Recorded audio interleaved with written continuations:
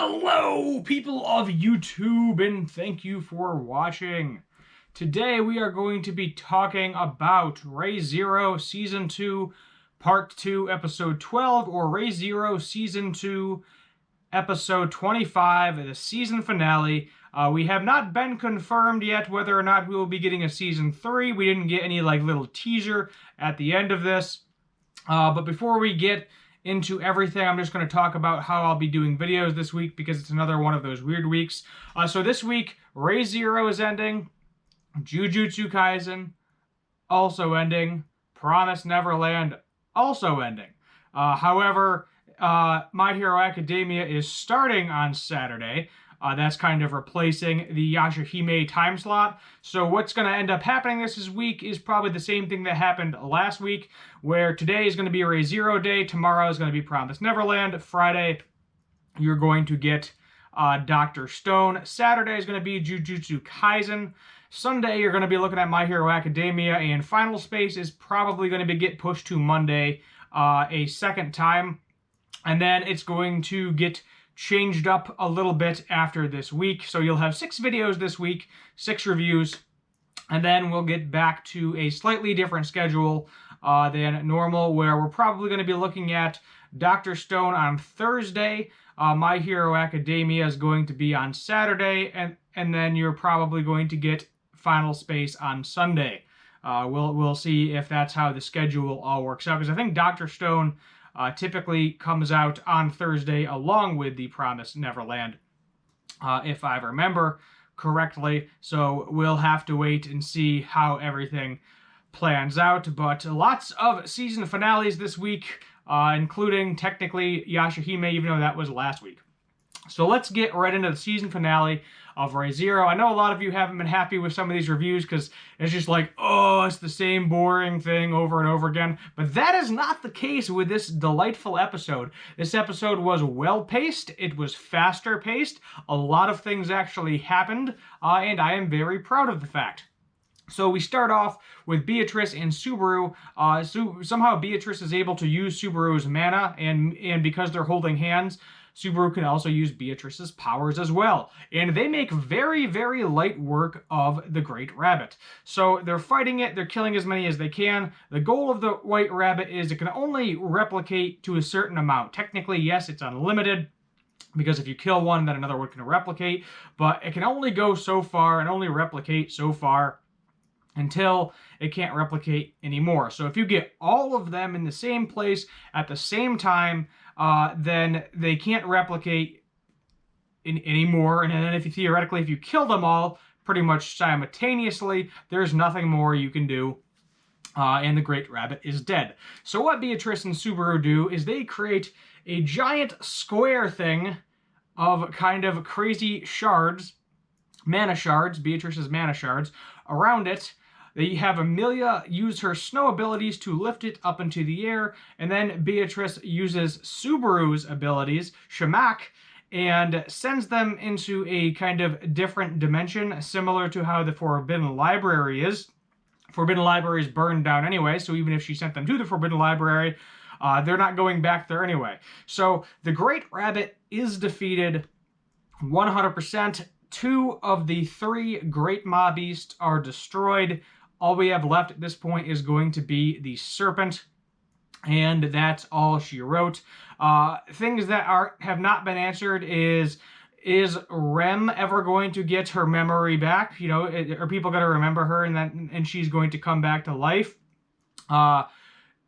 Greed, what's happening with him? The Bishop of Greed. Pandora, what's going on with that? What actually happens if that seal is opened and Amelia opens it? Is that going to happen at any point in time? And I'm sure I am missing a few flop points as well. Felix, yes, Felix the cat boy. Is his woman ever going to get her memory back? That's something that we haven't really seen anybody else from outside of the main characters and a couple of the new characters at this point in time. So several plot points that still have yet to be answered in season 3. I don't know what season 3 is going to cover. We have no preview or anything of it. But after all that happens, Great Rabbit is defeated. We go back to a rented quarters that Roswaal is now using. And basically, Roswaal is apologizing. He actually says, "I'm sorry." Everybody stresses their complaints. He has a protective seal because this seal is now on his chest because Subaru won this bet. He is bound by it, and if he breaks it, he dies and burns up into ash, goes to hell. All bad things. We learn that the Roswaal Mathers that is current is the same one that Beatrice knew 400 years ago. He has the ability to put his soul in other people's bodies, very similar to Orochimaru in Naruto, if you're familiar with that show. And Beatrice smacks him in the face for it. Although his goals haven't changed, he still plans on reuniting with his mother. And he is going to try, now that he has access to her body, he's probably going to try to figure out a way to get access to her soul, or the remnants of her soul that Subaru and Emilia both talk to, in order to get her back in maybe somebody else's body. Who knows? We'll have to wait and see how that whole situation pans out. Garfield ends up, and Frederica also end up forgiving him as well, because of the circumstances, because of the seal. Garfield's only forgiving him because other people are forgiving them, and that's, I guess, as good a reason as any. Emilia says, "You haven't even actually said you're sorry," at which point he actually says he is sorry. And then Pietra says, "I'm not going to forgive you. I'm never going to forgive you. But I'm not going to hold everybody up on this situation either, because that would be cruel to them." So Pietra spoke out, kind of a very important moment for her character in this episode. And she is just not going to forgive him at all, ever. Will continue to work for him, but kind of held a silent grudge is the best way to explain that. Puck has exhausted all of his energy, so we're probably not going to see him for a while as well because of everything. Ram is perfectly fine. She still likes Roswaal, although Garfield is not a fan of that relationship because he obviously likes Ram. Makes perfect sense to me. Let's see, there was a cute instance of Subaru and Emilia getting together where Emilia thought babies came from people kissing because Puck told her this, and I thought that was hilarious. She got all flustered and was blushing. Also a cute little moment where Beatrice was like, "Hey, you should be thanking me," and then he picks her up. He's like, "Thank you, thank you, thank you," like swinging her around like a cute little kid. Thought that was interesting as well. But it was just nice to get like a nice kind of cannon shot of all the main characters together, looking good. After that, we go to a ball where Subaru is now formally knighted as Emilia's knight. Says, I plan to protect you forever and ever. It's almost like a marriage proposal at this point in time. It kind of sounds like it to me. Nothing wrong with that. Great moment. That's where Roswaal says, "I'm going to try to just still continue to, I'm going to uphold my promise to you, but at the same time, I'm still going to try to get Echidna back to life."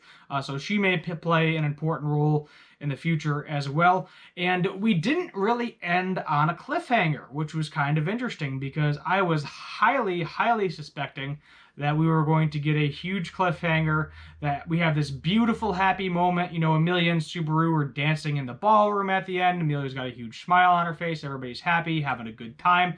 And then I was highly expecting someone to just come out of nowhere and chop Subaru's head off or something, completely ruin the moment. But we're probably saving that for next season because there's no way he doesn't die again. Roswaal knows of his abilities at this point in time, and he says, "I kind of pity you because I know that you are probably going to have some invisible wounds no one is ever going to know about, and you're going to get more of them." So he was like, "Enjoy this perfect moment because bad times have yet to come, and it's going to get bad." And I think we all know, based on the power level of the Bishop of Greed, of Pandora, and we still got Stalia out there doing her thing, and we don't know whatever other powerful members of the witches cult are out there. We still have to kill the Bishop of Gluttony too. He's the one that took away all of Rem's memories. So a lot of things that have yet to happen. Can almost guarantee you we're going to get a season 3. Give it about a year, 6 months to a year. There'll be some sort of announcement. Probably even quicker. because there's no way a show as popular as Re:Zero isn't going to get a season 3, no matter what my personal feelings are for it. This one's getting a 9 out of 10. I liked the pacing. A lot of stuff actually happened.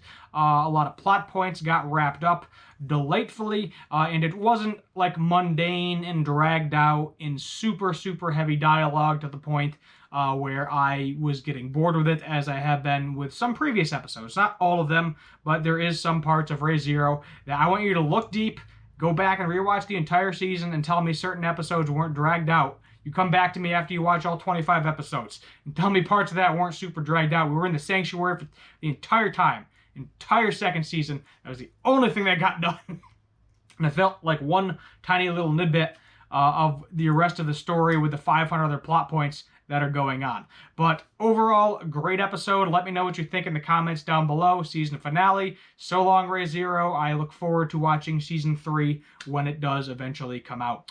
My name is Steve Gray. Thank you for watching. Hit that subscribe button. Turn on that notification bell so you know when I'm creating new content. And as always, have a good one.